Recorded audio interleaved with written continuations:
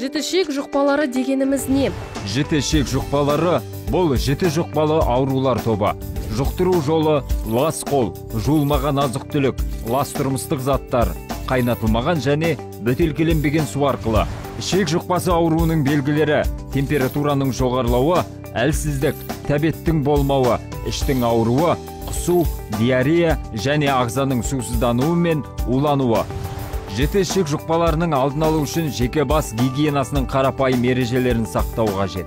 Асты дайындау және жеу алдында, сондай-ақ дәретханадан кейін қолды сабынмен жуу, көкөністер мен жемістерді қолданар алдында мұқият жуу, тек қайнатылған немесе бөтелкедегі суды ішу, асты дайындау кезінде өнімдерді термиялық өңдеуден өткізу. Ішек жұқпаларының белгілері пайда болған жағдайда өзін-өзі емдеумен айналыспаңыз. Міндетті түрде дәрігерге хабарласу қажет.